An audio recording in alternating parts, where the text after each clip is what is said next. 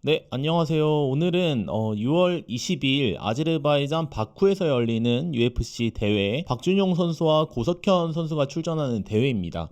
두 경기에 대해서 간략하게 이야기해보고자 합니다. 언더카드 6경기 중에 5번째, 그리고 고석현 선수와 오반 엘리엇의 경기는 언더카드 마지막 경기입니다. 이거는 사실 오반 엘리엇에 대한 UFC의 기대감이 반영된 그런 매치 순서라고 보면 될 것 같습니다. 먼저 고석현 선수입니다. 고석현 선수는 오반 엘리엇이라는 영국 출신의 파이터와 웰터급 경기를 치릅니다. 그런데 이 경기가 잡히기까지 사실은 과정이 쉽지가 않았죠. 원래 고석현 선수는 6월 1일 UFC 파이트 나이트 라스베이거스에서 빌리 고프와 싸울 예정이었습니다. 그래서 5월 19일에 미국 라스베이거스로 날아갈 계획이었는데 비자 발급 일정이 지연되면서 완전히 꼬인 겁니다. P1A 비자를 받으려면 무조건 미국 대사관에서 인터뷰를 진행해야 되는데 좀처럼 인터뷰 일정이 나오지 않았습니다. 최근 미국의 트럼프 정부가 비용 절감을 위해서 관련 공무원을 줄이면서 세계 여러 곳곳에서 비자 발급이 늦어지는 일이 속출하고 있었는데 이 때문일 가능성이 있습니다. 그런데 불행 중 다행이랄까요? 같은 대회에 출전하는 같은 체급의 다른 파이터에도 같은 문제가 생겼습니다. 그 선수가 바로 오반 엘리엇이었습니다. 엘리엇은 라미즈 브라이마하라는 선수랑 이 같은 대회에서 경기를 치를 예정이었는데 이 선수도 비자 발급 때문에 여기에 출전할 수 없게 됐어요. 그러니까 고석현 선수랑 거의 같은 문제입니다. 사실상 같은 문제라고 봐도 돼요. 그래서 UFC가 여기서 머리를 짜요. 마침 체급이 같으니까 이 취소된 선수들끼리 붙이고 취소 안 된 선수들끼리 붙이면 되겠다. 이렇게 머리를 짜요. 그리고 네 선수 다 여기에 동의를 하게 되면서 이렇게 또 바뀐 대진이 만들어진 겁니다. 그래서 고석현 선수와 오반 엘리엇의 경기는 이번 6월 22일 바쿠 대회로 미뤄진 거죠. 고석현 선수는 이렇게 이야기했죠. 미국 이민국에서 승인이 늦어져서 비자 면접이 늦어졌다.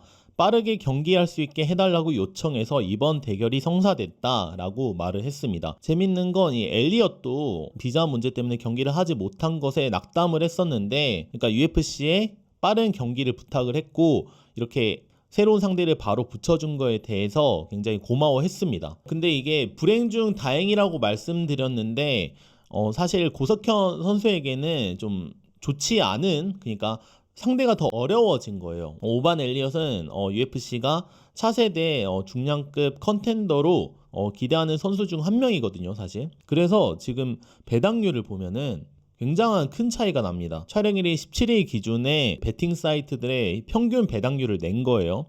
오반 엘리엇이 마이너스 497.88, 그리고 고석현 선수가 플러스 369.88. 이거를 이해하기 쉽게 소수점으로 환산을 하자면 엘리엇이 1.20, 그리고 고석현이 4.70입니다.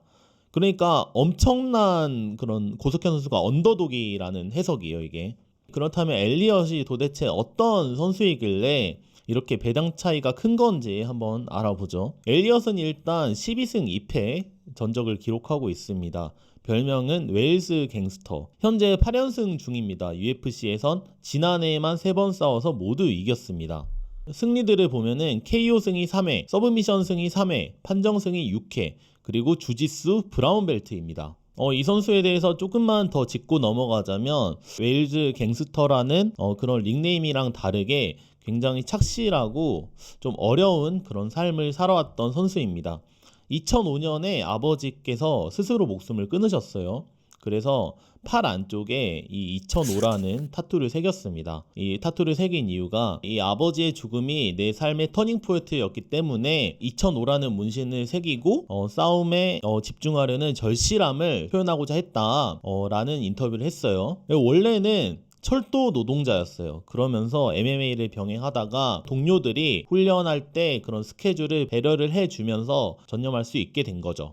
이 선수의 경기력을 간단하게 살펴보자면 키가 183, 리치가 183입니다. 그리고 정교한 킥 무브를 활용한 풀 레인지 공격이 특징이라고 UFC는 설명하고 있습니다. UFC 309에서 바실 하페즈를 KO 시킨 장면을 보자면 이 선수의 한방 그리고 화력을 알 수 있고 이 바디킥을 잘 차서 상대의 체력을 갉아먹는 모습도 보여줬어요. 컨텐더 시리즈에서는 이 선수의 테이크다운이나 레슬링 능력을 확인할 수 있는데 집요한 테이크다운을 시도하면서 계약을 따냈죠. 그리고 UFC 304 프레스턴 파슨스 경기를 보면은 이 선수가 지구력도 굉장히 좋고 그리고 굉장히 영리하게 싸운다는 느낌을 받을 수 있거든요. 매체들이 평가하는 이 선수의 한 줄 평을 보자면 타격과 테이크다운, 그래플링, 스트라이킹 압박, 체력 모두 고르게 높은, 그러니까 한마디로 육각형 파이터다 라고 보시면 될 것 같습니다. 자, 여러분들도 잘 아시다시피 고석현 선수는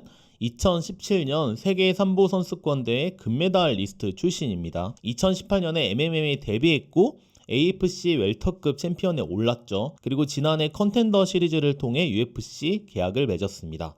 전적은 11승 2패죠. 원래 고석현 선수는 코리안 타이슨으로 UFC에 들어갔는데 이번에는 KO로 닉네임을 바꿨습니다. 고석현 선수에 대한 인터뷰를 한번 보고 가겠습니다. 엘리엇과 경기에 대해서 이렇게 얘기를 했어요. 오히려 팬분들이 걱정을 해주니까 오히려 좋다. 그만큼 내가 이겼을 때 얻는 게 많다. 그러니까 하이 리스크 하이 리턴이라는 거를 고석현 선수도 알고 있는 거죠. 그래서 경기를 또 받아들인 거고, 엘리엇은 안정적인 운영을 하기 때문에 나도 스타일을 바꿀 수 있다. 고프와는 반대로 이번에 오히려 내가 진흙탕 싸움으로 데려가야 할 수 있다. 고석현 선수가 워낙 체력이 좋기도 하고요. 빌리 레이 고프는 이 선수도 굉장히 UFC에서 주목하고 있는 선수 중 한 명인데 이 선수는 약간 닭돌 스타일이에요. 그래서 이 선수가 어떤 인터뷰를 했냐면 나는 판정승으로 이기는 걸 좋아하지 않는다. 나는 내가 지더라도 그냥 화끈하게 지고 화끈하게 이기는 걸 좋아한다. 그래서 위험한 상대는 맞지만 고석현 선수가 이길 수 있는 그런 그림이 많이 보인다 라는 의견이 많았는데, 반대로 엘리엇은 굉장히 패턴이 다양하고 영리하고 또 안정적인 운영을 하는 선수입니다. 그래서 배당 차이가 크게 나고 고석현 선수의 열세를 점치는 의견이 많은 것 같습니다. 그런데 반면에 고석현 선수는 이번에는 판정으로 가지 않을 수도 있다. 3라운드쯤 타격 TKO로 이기지 않을까 조심스럽게 예상해 본다. 그리고 고석현 선수에게는 목표가 있습니다. 바로 콜비 코빙턴입니다. 스승 김동현 선수에게 승리를 거뒀던 선수죠. 일단 데뷔전을 집중해서 치르고 승리를 더 쌓으면 코빙턴과 붙고 싶다.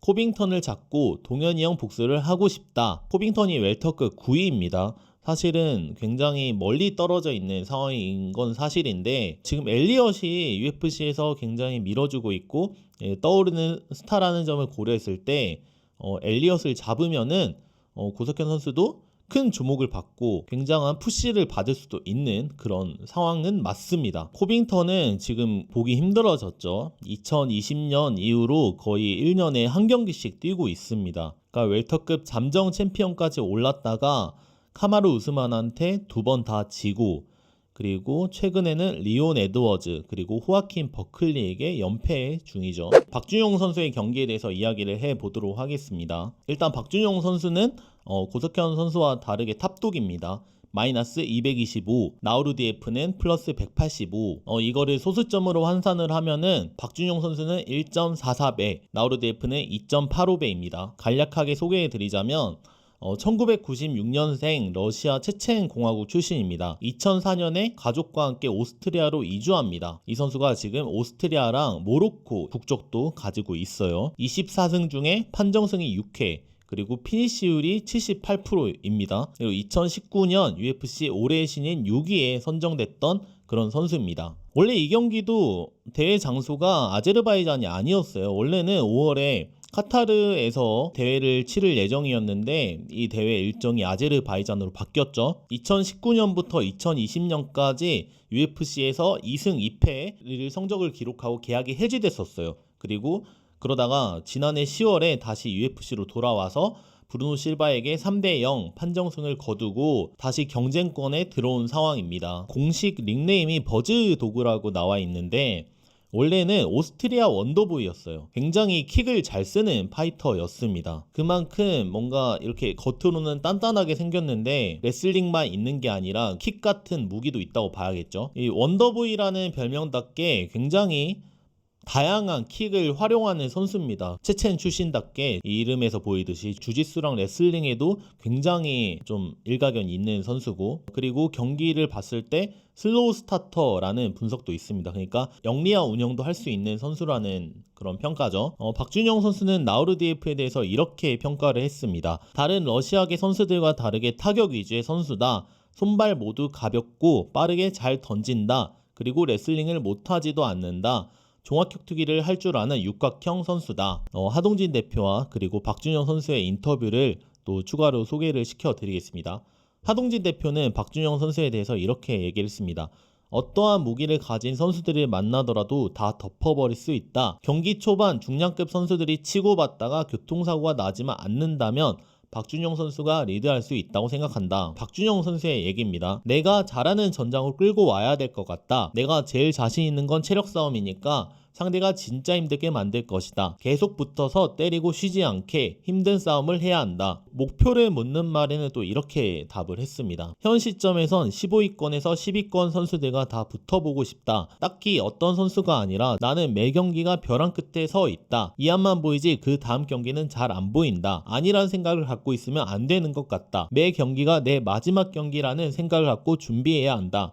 UFC에서 11경기를 치러오면서 느낀 것이다. 그러니까 박준영 선수가 UFC에서만 11경기를 치렀죠. 정말 엄청난 겁니다. 물론 뭐 랭킹에 진입하진 못했지만 지금 여기까지 강자들이 득실득실한 그런 곳에서 살아남은 것도, 더군다나 중량급에서 살아남은 것도 정말 엄청난 거죠. 이번이 UFC 9번째 승리 도전입니다. UFC 한국인 최다승에 올라있는 김동현 선수와 5승 차이죠. 그래서 김동현 선수의 한국인 최다승 기록을 깰 수 있는 그런 가장 유력한 후보로 꼽히고 있습니다. 박준영 선수는 항상 이렇게 얘기를 했어요.